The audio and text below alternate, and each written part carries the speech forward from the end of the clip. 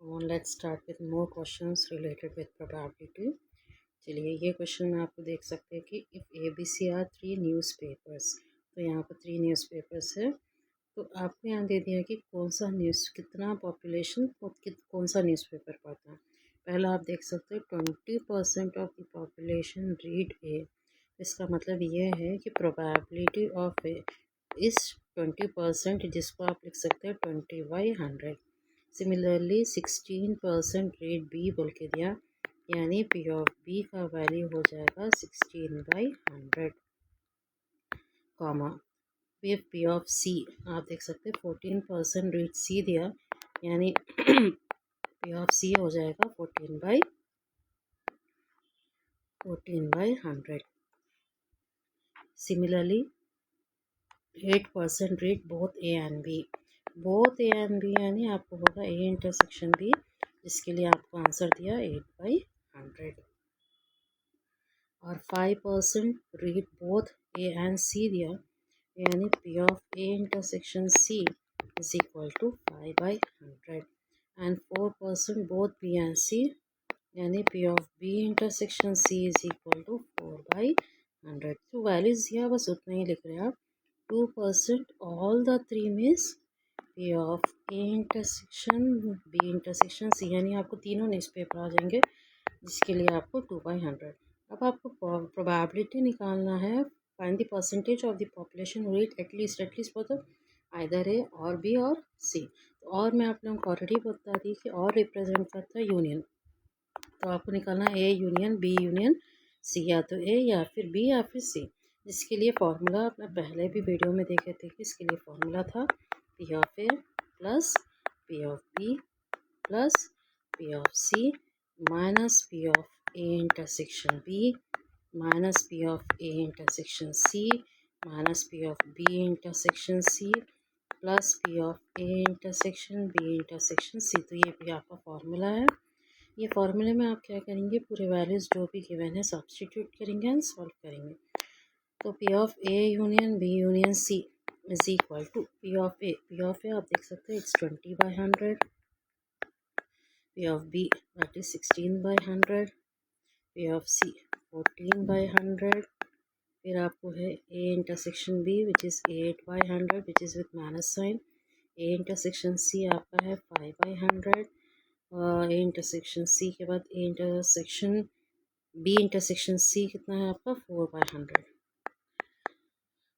Plus last में है आपको plus A intersection B intersection C that is 2/100। तो सबके लिए आप पहली बात तो 100 एलसीएम में ले सकते हैं।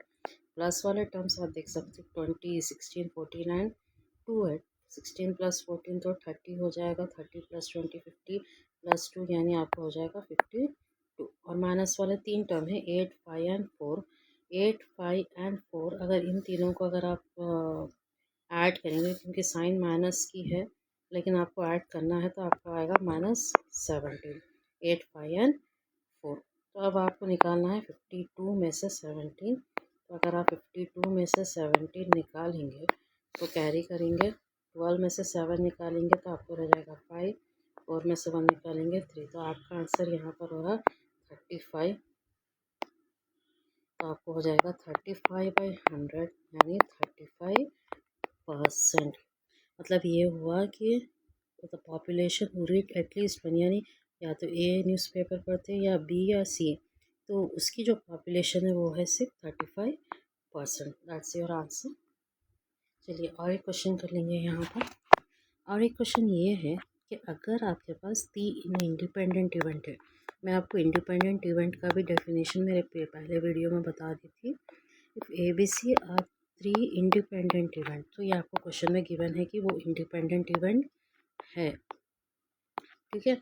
और क्वेश्चन में क्या गिवन है आपके पास बोले तो, ये बहुत इंपॉर्टेंट क्वेश्चन है 7 मार्क के लिए। आपको गिवन है P of A intersection B complement intersection C complement is equal to 1/4, ये गिवन है। इसको इक्वेशन 1 ले लेंगे आप। फिर आपके पास गिवन है P of A complement intersection B intersection C complement, जिसको आप ले लेंगे 1/8।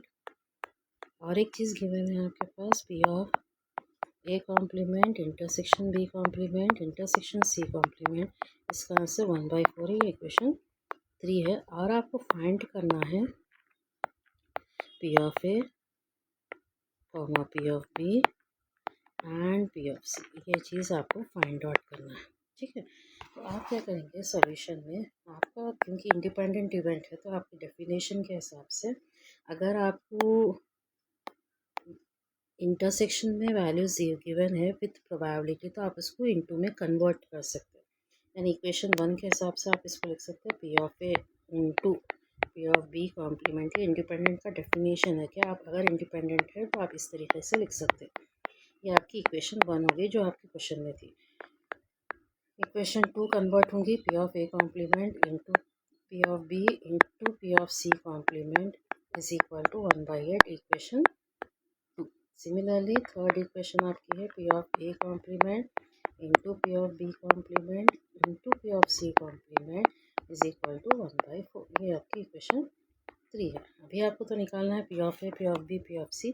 अब करना कैसे है, अपन क्या करेंगे, अपन डिवाइड करेंगे यहाँ पर इक्वेशन 3 को और इक्वेशन 1 को। चलिए इक्वेशन 3 ऊपर लिख लेंगे P of A complement P of B complement P of C complement, ये 1/4 ऊपर ये इक्वेशन 3 है, उसको डिवाइड करना है इक्वेशन 1 से आपके।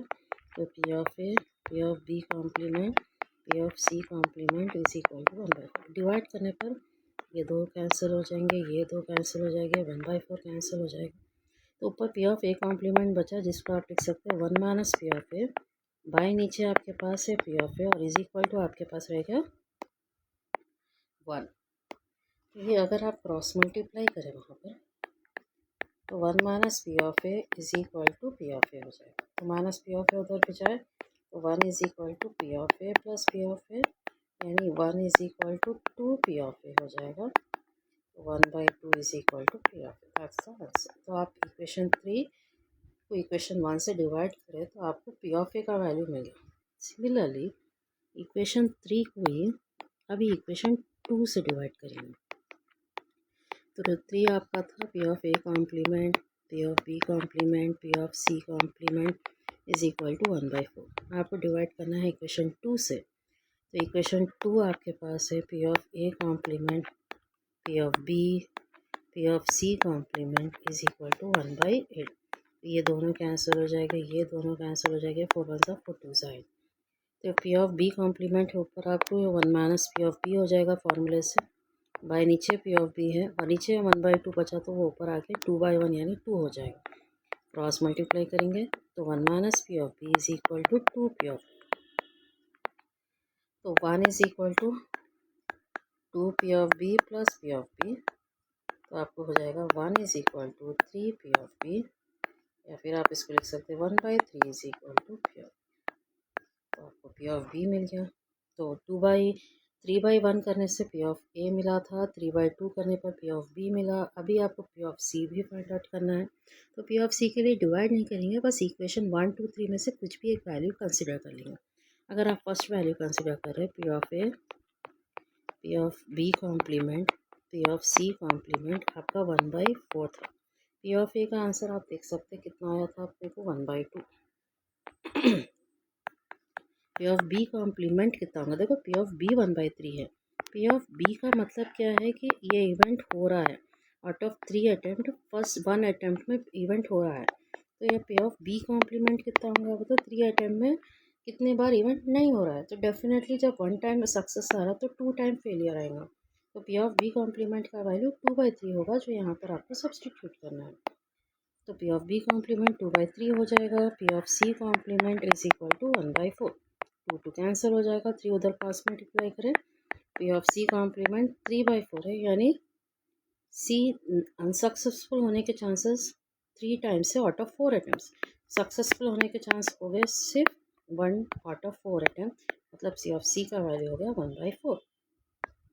तो आपका पी ऑफ ए हो गया 1/2, पी ऑफ बी हो गया 1/3 एंड पी ऑफ सी हो गया 1/4।